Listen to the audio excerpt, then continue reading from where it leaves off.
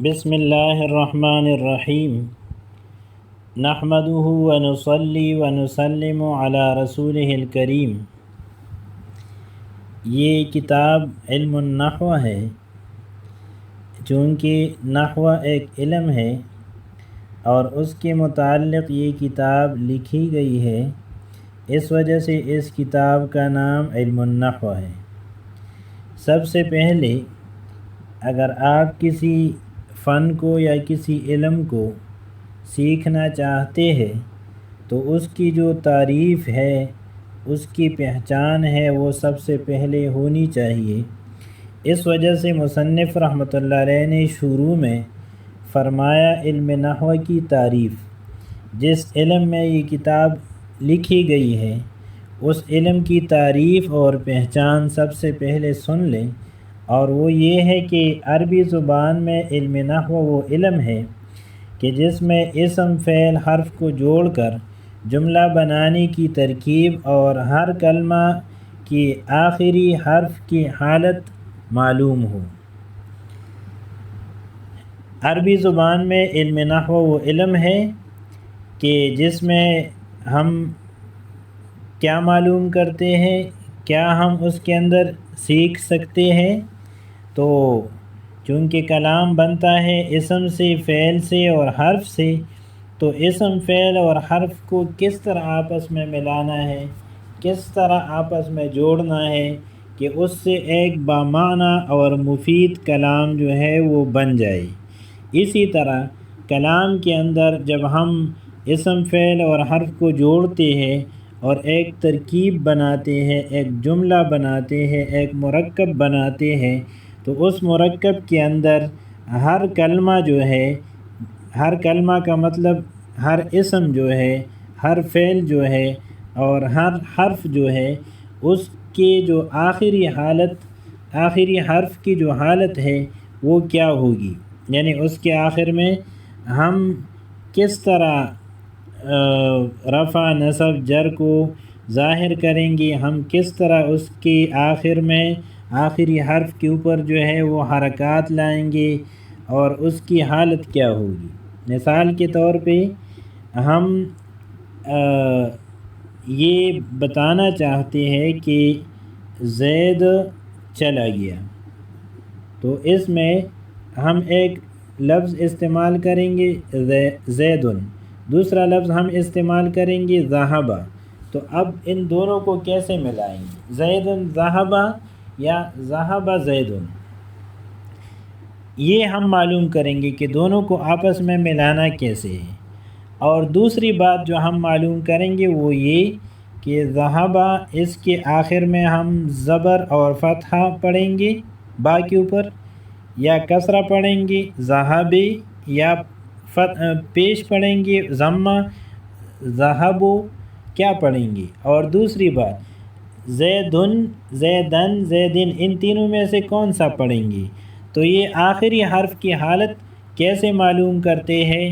اور کلمات کو، اسم فعل حرف کو آپس میں کیسے جوڑتے ہیں، کیسے اس سے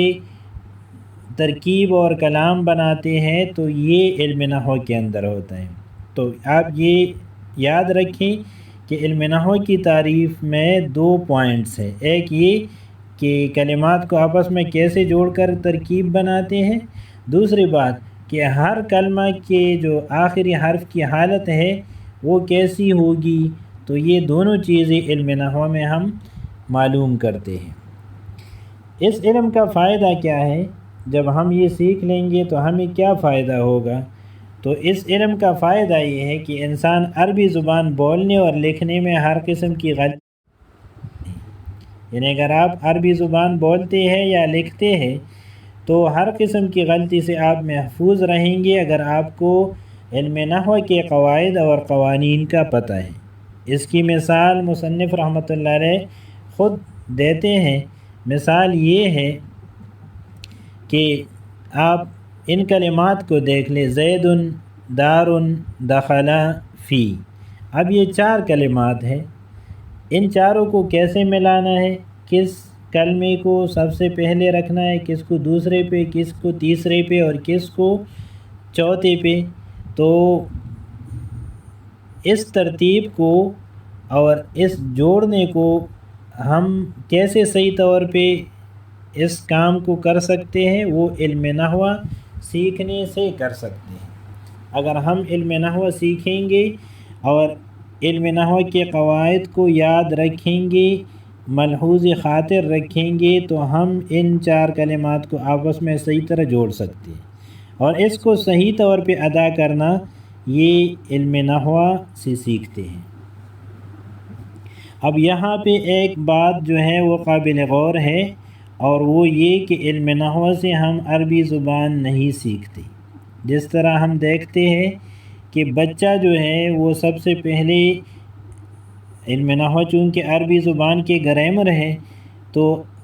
بچہ سب سے پہلے زبان کے گرامر کو نہیں سیکھتا، وہ سب سے پہلے زبان کو سننا شروع کرتا ہے۔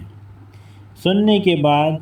وہ زبان کو کچھ عرصہ بعد، چند مہینے بعد سن کے جب اس کو چیزیں سمجھ آ جاتی ہے تو وہ پھر آہستہ آہستہ بولنا شروع کرتا ہے،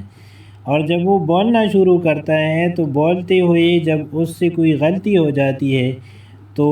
جو بڑے لوگ آس پاس ہوتے ہیں تو وہ ان کو تصحیح کراتے ہیں، اور اس طرح وہ زبان پہ عبور حاصل کر لیتا ہے۔ یہی طریقہ آپ نے یہاں بھی اپلائی کرنا ہے۔ اگر آپ عام عربی سیکھتے ہیں یا قرآن و حدیث کے لیے عربی سیکھنا چاہتے ہیں تو سب سے پہلے آپ عربی زبان کے کافی ذخیرہ کو آپ سن لیں، سمجھ لیں، یاد کر لیں، اور اس کے بعد علم نحو پڑھ لیں تو آرام سے آپ علم نحو کو سمجھ سکتے ہیں، اور بہت جلدی آپ کو چیزوں کا پتہ چل جائے گا۔ اگر عام عربی زبان آپ نہیں سیکھ سکتے تو قرآن پاک کا ترجمہ پہلے ایک دفعہ مکمل سن لیں کسی سے، اور یا احادیث کی کتابوں میں سے کوئی 400-500 صفحات کی کتاب کو آپ ترجمہ کے ساتھ پڑھیں، کسی سے سن لیں، اس کے بعد آپ علم نحو پڑھیں تو آپ کو بالکل آرام سے علم نحو کا پتہ چل جائے گا، قواعد کو آپ آرام سے سمجھ لیں گی۔ ابھی اس علم نحو کے اندر ہم کس چیز کو موضوع بحث بنائیں گے، ہم کس چیز کے اوپر بات کریں گے، تو فرمایا کہ موضوع جو ہے اس علم کا کلمہ اور کلام ہے،